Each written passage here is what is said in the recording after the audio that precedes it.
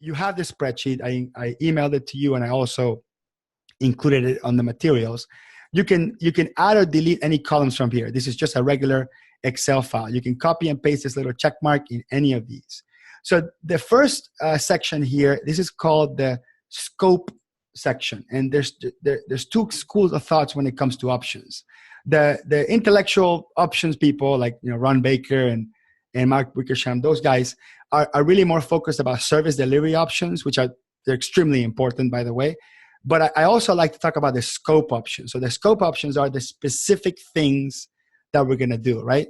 So reconciling the bank account, set up a monthly chart of accounts, accrual basis reports. And notice how we're listing them here, and we're using the checkbox method so the client can actually see that they're getting more things with option 1 and option 2.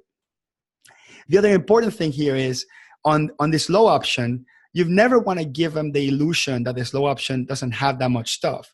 So what I like to do is in these services that are not included in the low option, I add a little note here saying stuff like, oh, well, we're going to be doing this annually only, right? Very typical, right? We're going to do AR adjustment, AP adjustment, inventory adjustment, intercompany loans adjustment. We're going to do that once per year. We're not going to do it monthly. If you want us to do it monthly, that would be the middle option, right?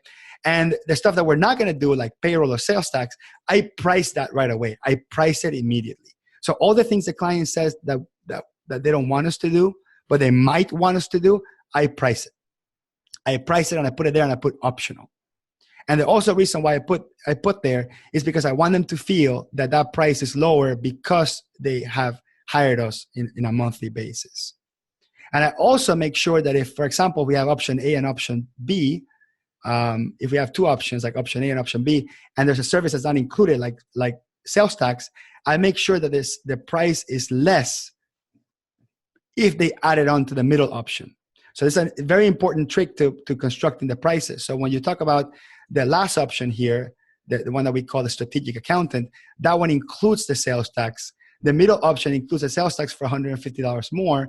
And then the first option includes the sales tax for that service more. Now, the very important trick here on pricing too is that any service that's stated here, like this one's $175, for example, any service that's stated here needs to be more expensive when you add it. So if I were to add both of these things, like sales tax and payroll tax, to this price, the add-on should be more expensive than the middle one.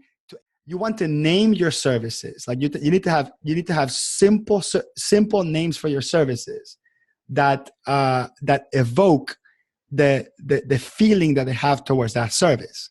So if you want them to feel that they have an outsourced bookkeeper, I call it outsourced bookkeepers. That's simple. That's the name of the service. And then we have collaborative. Like if they want to feel that second one gives them more collaboration, I use that key element there. And then the last one, I call it a strategic accountant, specifically because one of the key services that I do in here is I do the custom reporting dashboard, where I add a whole bunch of apps and give them special reports, where we have monthly on-site meetings. And I just print this one.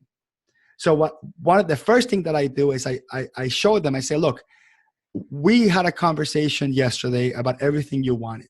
I put together a service customized just for you that is going to be, I think, the best possible way we can work together. You hide those two columns and you print this one. And by itself, you print it. And you don't hide the fact that you have a second sheet that has 3 options. And I have 2 options where we're going to do a little bit less services if you think that is too much for you. I can say that. So if you think that you're not ready for this now, I take it back. I don't say too much. I say that it's not the right timing. That you're ready, because you always have to assume that it is going to be the right timing at some point in the future. But if you tell the client, if you don't think you're ready for this now, I've given you 3 other options, and you have a separate sheet printed which includes all of them. So it's really important that you hide the first 2 and you give them that, because the first thing you want them to think is, wow, I will love that, but I can't afford it. That is the single most important feeling that you want them to have. I would love that, but I can't afford it. That's crucial. It is It is the most important thing. It is the first feeling you want. That's called your anchor. And by the way, some of them may roll back and take that high option. That doesn't mean that this is always a number that they can't afford. So that's how I start. And then once I show them that, and they have that sheet by themselves, and you have to tell them this is ideally what we want to do for you, right? Right? You want to do it for you. Then you want to give them these two options. So you want them to really go down from there, and you also want them to like lose some services as they go down. The other key thing that I have here, and this is not for everyone, is the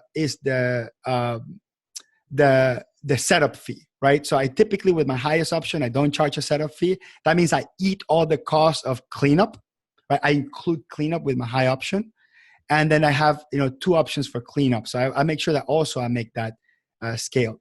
And then at the end is the service options, the service delivery options. I'm going to bring Kirk in to talk about that because he's really the expert at that. I learned from him. But the service delivery options will be things like access level, like how often or how can you ask me questions, or the terms, how are you going to pay me, right? Timing, how quickly we're going to get the work done, or how quickly we're going to respond. Is there going to be any training? Is there any guarantee for special projects? Is there a discounted price for special projects? Notice that in my highest option, I actually include up to 12 hours of special project scope. I include it in there. So I still can track it by the hour, but I don't really start charging it until I go beyond that. And if it's going to be a really big project, I rescope it. And Kirk will probably disagree with me on having an hourly fee anywhere. But I think that the anchor effect of having the hourly fee go down as you go higher in the options also gives them the perception that they're paying less per hour. So no matter what, some customers are going to have that perception. These people ask me all the time, what should be the price difference between the first one and the last one, or the middle one? There's no rule for that. It's always obviously all 100% open. In my opinion, the simplest way, let me see, the simplest way to use it, and I like this formula, but it does not mean that you have to use it. But the formula that I use is the lowest option is at the lowest 0.55 or 55% of the middle option. And the highest option, it's at the highest 1.9%, 195% of the middle option. In other words, I don't want the high option to be more than double the middle one, and I don't want the middle option to be less than half. That's again, that is what works for me. It's not what needs to work for you. That's what works for me. What I like about this is it keeps the range within a real tight range, and nothing is double than the next one, right? Obviously, the high option is going to be double than the lowest option, but it doesn't feel like you're doubling to go up, or doesn't feel like you're cutting in half to go down. So that's what I like to do. I like to stay within those ranges. That is my own thing that's worked for me. Okay, so I mentioned earlier, and I wanted to have this slide there. This is how you put it together. How you put it together is you have that long value. You change your mindset. You have the long value conversation. You understand what's valuable to them. You pin the things that are hard to measure against each other. You prioritize them, and you put them in the buckets based on what's top priority, low priority, and don't put any things that don't have any value. Now, what is the most typical, complex, hard to scope project that everybody on this call has, right? They have a new client with a messy QuickBooks file. Beginning balances are all out of whack, right? They don't tie the tax return. Some of the source documents may be missing, like you're looking to the documents and they're like, I don't think you have the whole package here. There may or may not be some cash basis transactions, and there really isn't a petty cash log. There may be some income and expenses that were paid with some personal accounts, and they're going to show up later on once you're done with your books. Accounts receivable, accounts payable, they seem off. Everything seems off, and we need to kind of do an audit to go through them. There are some additional bank accounts that will show up later that were not determined during the scope conversation, and the clients want access to the books while you're working on the project. Does that sound pretty typical? I mean, it's like almost when I show that to people, people say that you read my mind. It's like you have a video camera in my office. That's like every single project feels like that.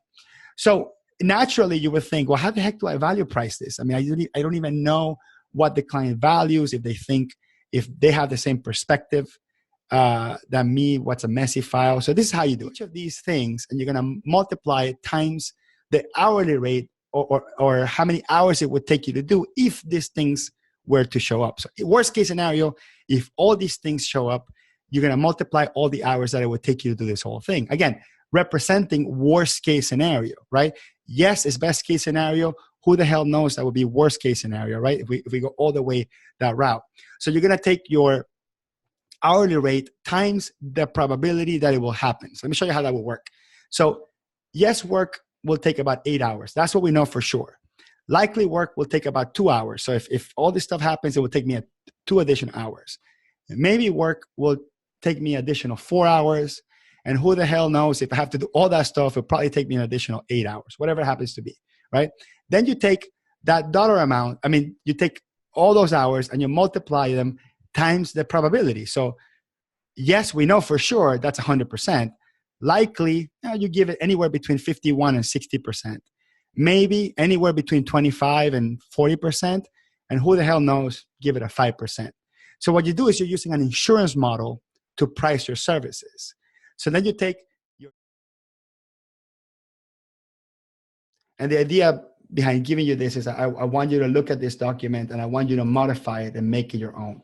Just really important. Modify and make it your own. I have a couple of things that I have. I have the scope of work, which is where I tell them, kind of estimate what is it that we're doing. And I write down the number of the bank accounts and credit card accounts, number of transactions. I write all that stuff down just so we have an agreement. Not that I'm going to nickel and dime if they add more bank accounts or more transactions. I just write it down to make sure that it is part of what we estimated. I also have a sort of a clause for what I call communication guidelines. How we communicate with our client, how our clients will communicate with us is a big part of our scope. We're going to talk about options where we discuss communication options. But I actually write down exclusively what is it that how we're going to communicate. It's going to be via email. Under what circumstances we're going to set up a phone call. Under what circumstances we're going to meet in person. Meeting in person takes a lot of time. A phone call takes even more. Email tends to be a little bit faster. In some cases, you could argue that a phone call is faster than email because you have to decipher so many things via email, but we like to get people used to that. Then I have what I call other conditions and due dates, where I talk about how the documents will be sent. Like we're going to be using HubDoc and I'm going to pay for it, or my customer is going to pay for it, that sort of thing, okay? And I remove it and add these things depending on the engagement. Some engagements, we talk about document management, some we don't, right? So that's why you see this kind of a hodgepodge. This particular fixed price agreement kind of contains everything. So you may want to delete stuff rather than add for the most part. So we'll talk about how the documents are being sent, when we start the work. That's all discussed here. When is our due date? I always set up a tentative due date, and I put there that it will be or 10 business days after we receive the documents. So all that stuff is in the fixed price agreement. Then we talk about the explicit exclusions. These are all the things that we talked about that we know for a fact we're not going to do. And you have to write them down, because if you don't talk about them, if you write it down, the customer assumes that you're going to do them. It happens, right? Most of my clients assume that if they get audited, I have to represent their audit for free. They assume that, right? It's not until I put it in writing saying audit representation is not included that they say, oh, what do you mean by this, right? So it's not until you actually put it in writing that you bring it out of the open. And X is who you are, Y is your target market, and Z is what they want you to do, right? What's your specialty, your horizontal specialization. This is how you do a vertex. You specialize on a specific task for a specific type of client. Then it makes it really, really easy to market yourself. So let me tell you let's go through this, right? If you were a vertical specialization, you would say, I'm the accountant for dental practices. And that's pretty good. I would say there's nothing wrong with that. That's pretty good. But then you can take it one step further and say, I am the accountant for growing dental practices. Now that means that you only take dental practices that are growing, and that means you're positioned to not work with anyone that are not growing. That's what micro specialization means. It's really, what about I am the growth advisor? I don't even like to use the word accountant anymore, right? I'm the growth advisor for dental practices that need to keep tight control over multiple locations. I mean, think about how micro this is, right? Number one, I'm not the accountant, I'm a growth advisor. That means that my job is to help you grow.